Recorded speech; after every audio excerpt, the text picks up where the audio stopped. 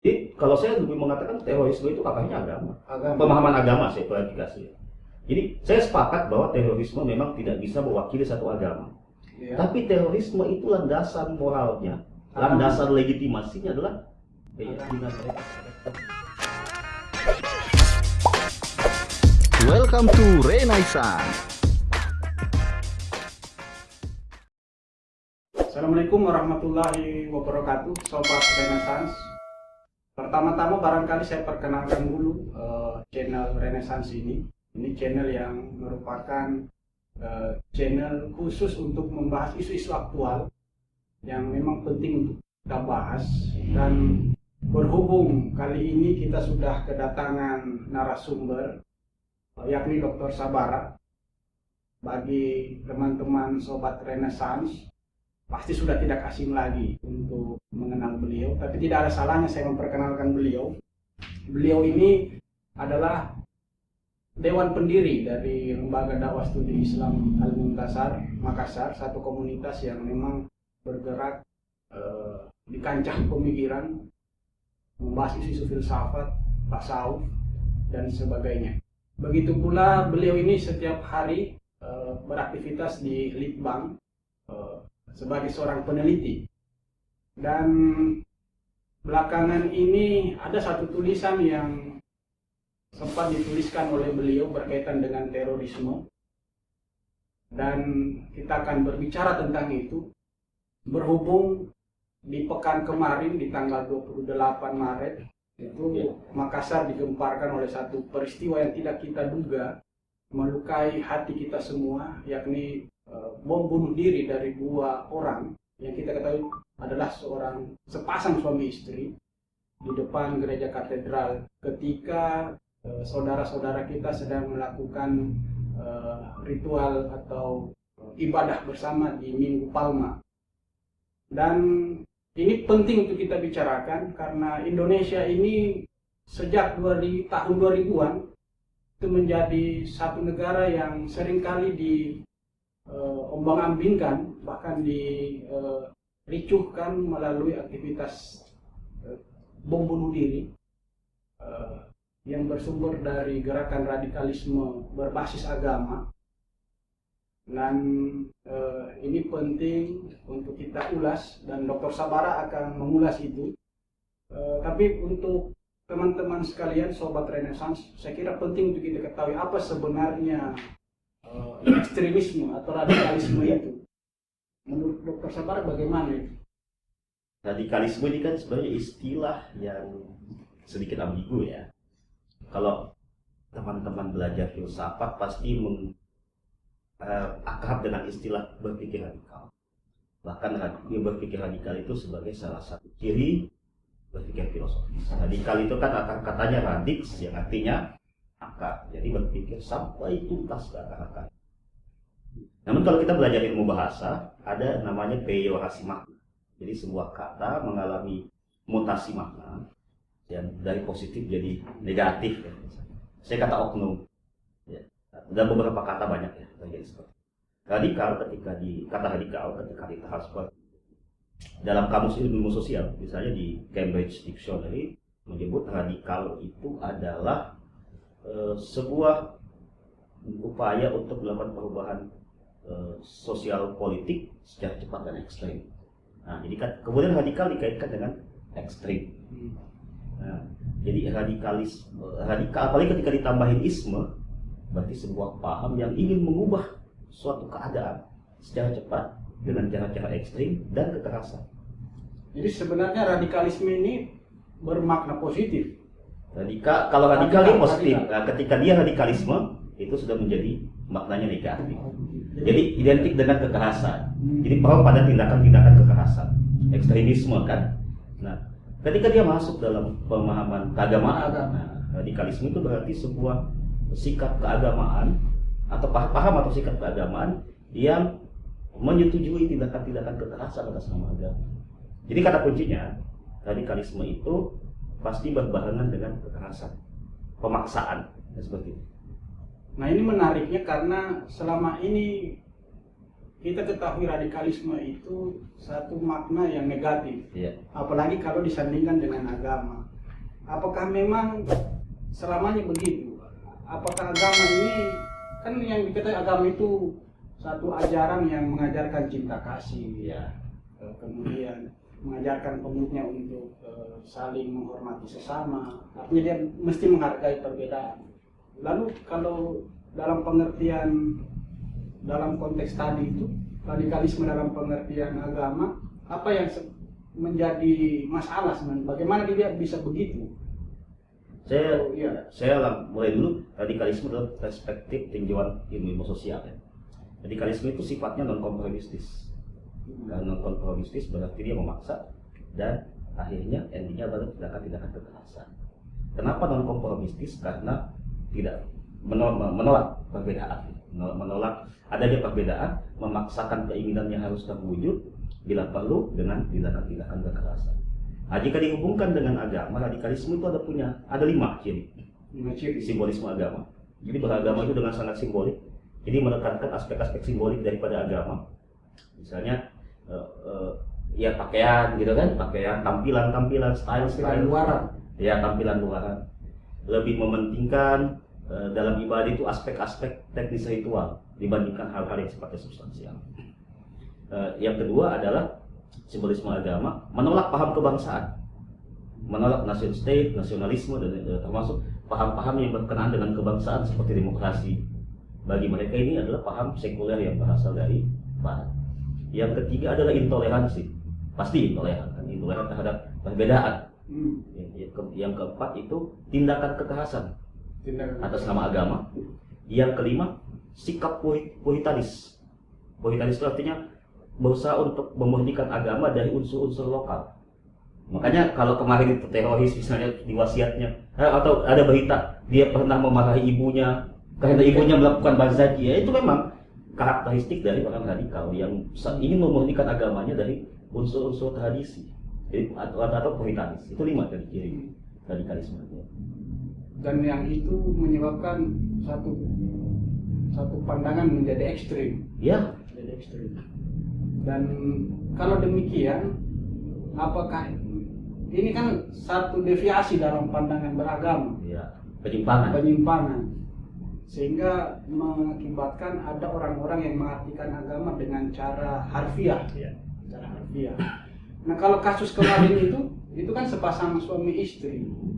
Kemudian mereka rela untuk mati bersama, mengambil sikap seperti itu.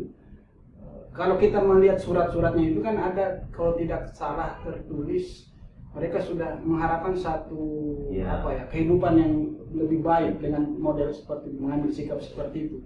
Sampai saya berkeyakinan ini barangkali ada doktrin eskatologi yang bermasalah atau bagaimana. Jadi mengharapkan kehidupan surgawi dan semacam itu dengan tindakan bom bunuh diri, itu relasinya bagaimana? Jadi kan setiap tindakan kita didasarkan kepada apa yang disebut dengan way of life. Pandangan hidup kita. Pandangan hidup kita ini ditentukan oleh bagaimana konstruk ya, epistemologi. Nah, lagi-lagi epistemologi baru ahlinya lah kalau di situ. Ya. Nah, apa sih epistemologinya atau kerangka berpikir, cara berpikirnya orang-orang radikalis ini? Dalam hal agama ya, pasti literal atau skriptualis, memahami agama tekstual, tafsir tunggal. Yang simbolis tadi. Ya, simbolis ya. Tekstualis, jadi memahami agama sesuai dengan teksnya saja. Tafsir tunggal atau monotafsir, dan menghendaki tatanan yang monolitik. Monolitik itu keseragaman. Jadi menolak pluralitas, menolak keberagaman, pada keseragaman. Menolak tafsir kontekstual karena lebih cenderung pada tekstualisme.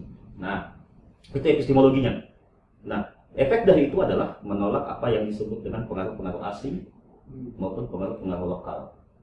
Jadi ideologi ada istilah itu namanya fideisme. Fideisme itu menolak intervensi akal, hasil berpikir terhadap untuk memahami doktrin-doktrin keagamaan, dan xenofobia, ketakutan terhadap hal-hal yang asing. Jadi fideisme dan xenofobia ini yang membentuk konstruksi cara berpikir dan bertindak mereka.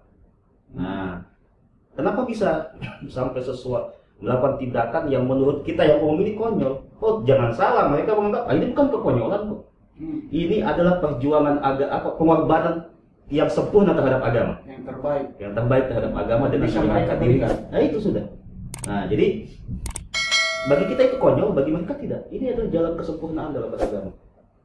Kenapa bisa? Karena itu tadi urutan-urutan cara berpikirnya, bahwa tidak boleh bahwa jalan keluar untuk sebuah perubahan adalah tindakan kekerasan.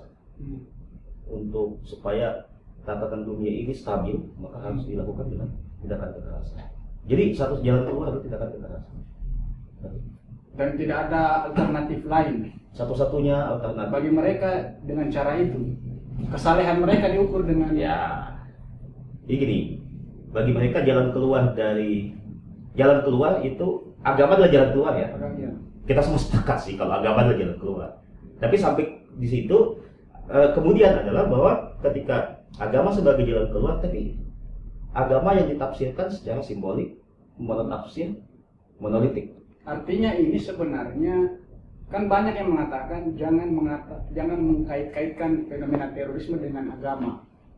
Itu bagaimana? Kalau dari penjelasan tadi justru mereka berangkat dari agama yang dipahami dengan cara literal, harfiah dan semacamnya.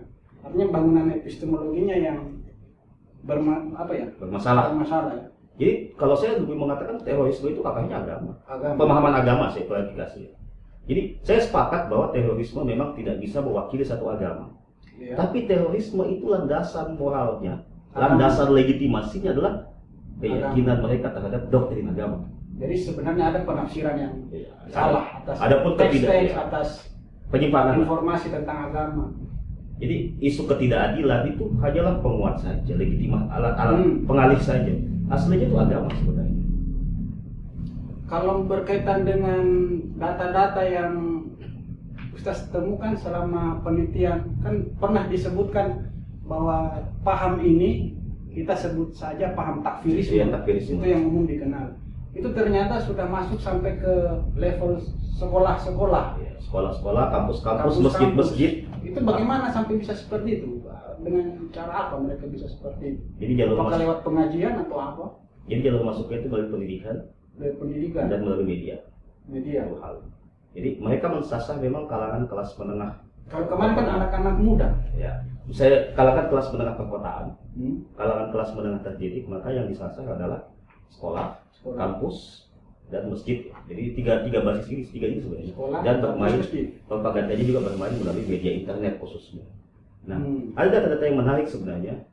Berbagai lembaga penelitian itu merilis hasil-hasil yang menunjukkan bahwa kita ini Indonesia darurat radikalisme loh. Belum teroris ya.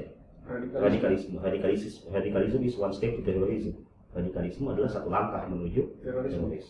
Sudah misalnya penelitian Balai Litbang Agama Makassar tahun 2016 kepada yang sasarannya siswa muslim, siswa SMA, SLTA muslim di Indonesia Timur itu menemukan 10% siswa muslim itu bersedia melakukan bom bunuh diri.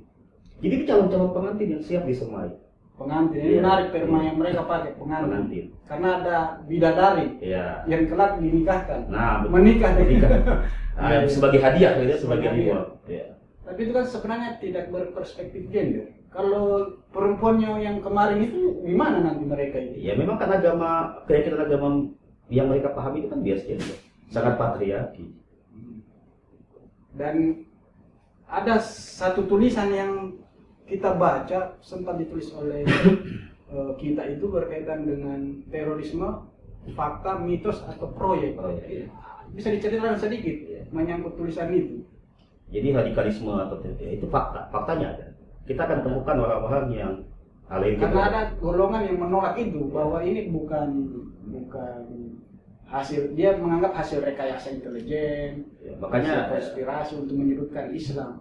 Tapi faktanya kan bagaimana?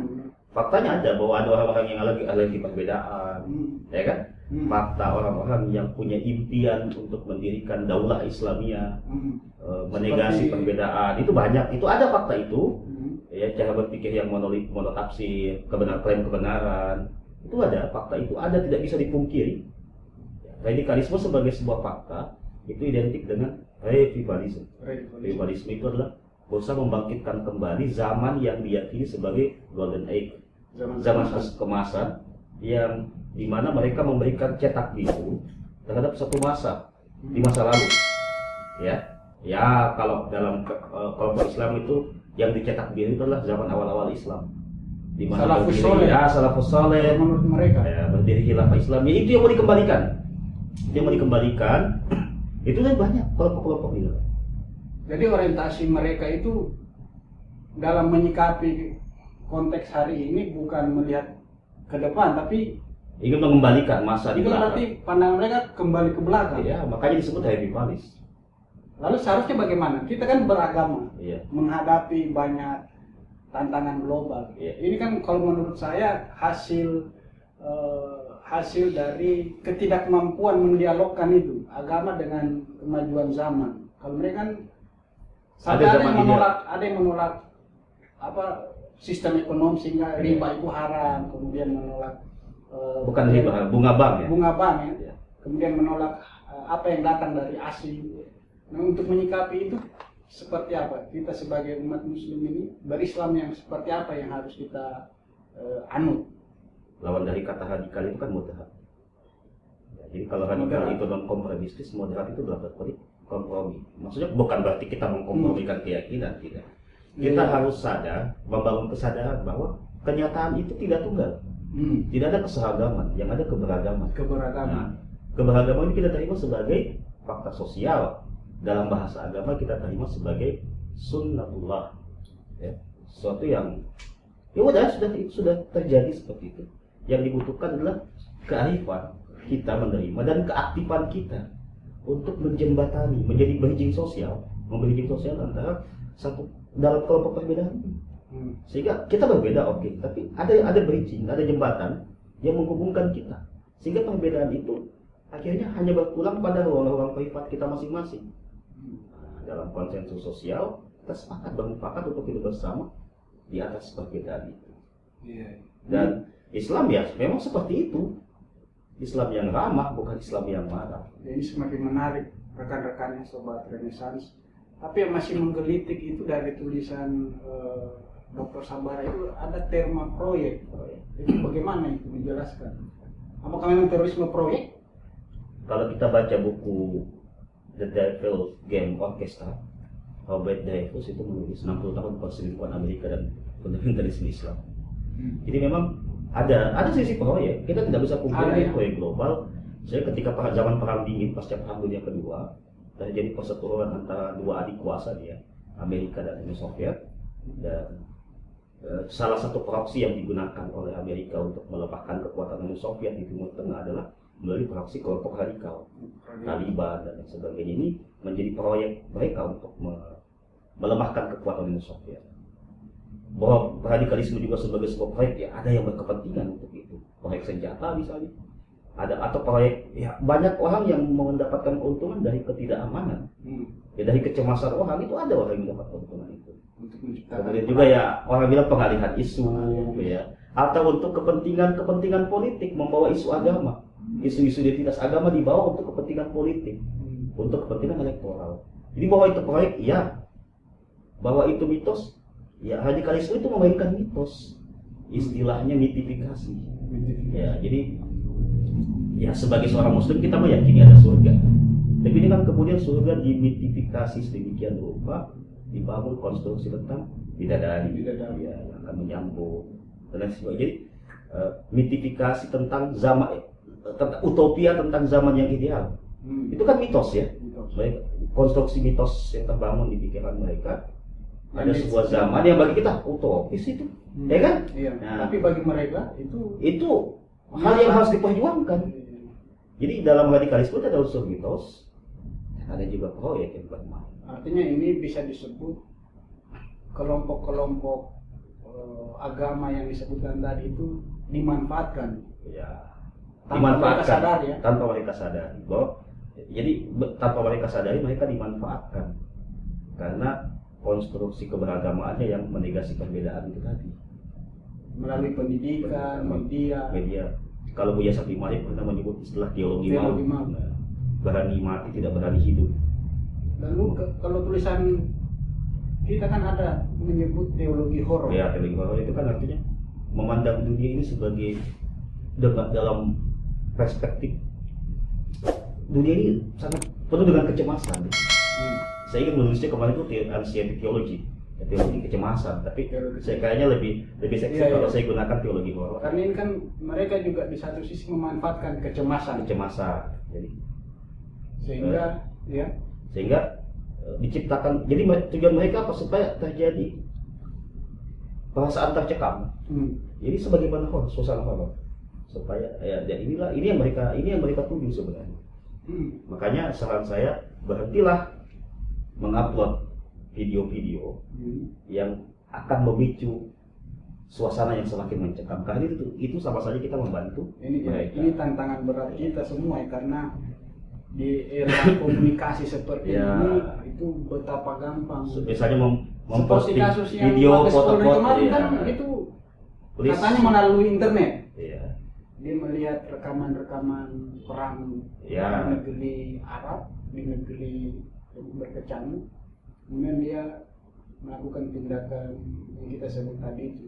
Hasil penelitiannya belajar Litbang maka saya juga menunjukkan begitu.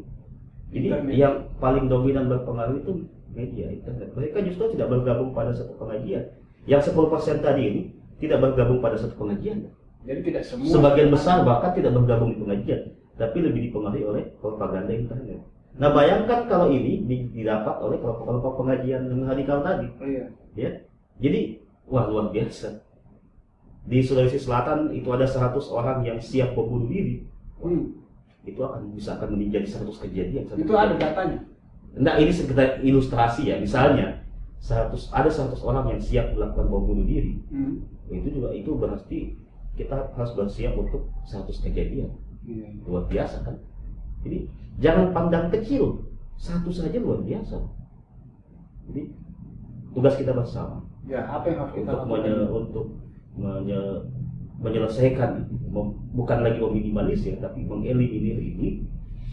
Karena ya dengan cara itu tadi mengkampanyekan keberagamaan yang ramah terhadap perbedaan, mengkampanyekan keberagamaan yang moderat, mengkampanyekan keberagamaan yang akomodatif terhadap lokalitas, mengkampanyekan agama dan sinergitas agama dan kebangsaan. Bahwa Pancasila itu harus kita kuatkan bersama sebagai kalimatun sawah kita sebagai bangsa Indonesia. Jadi bukan sistem tagut ya, bukan yang seperti mereka khawatirkan. Ini menarik, Sobat Renaissance, meskipun kita masih ingin mengulik lebih jauh, tapi waktu juga yang terbatas. Nantikan video kami selanjutnya dengan konten-konten yang jauh lebih menarik. Terima kasih Ustaz atas ketersediaan waktunya. Semoga kita senantiasa sehat di era Covid ini. Semoga Indonesia sehat, damai dan terbebas dari tindakan terorisme. Demikian Sobat Renaissance, sampai ketemu. Assalamualaikum warahmatullahi wabarakatuh. Waalaikumsalam.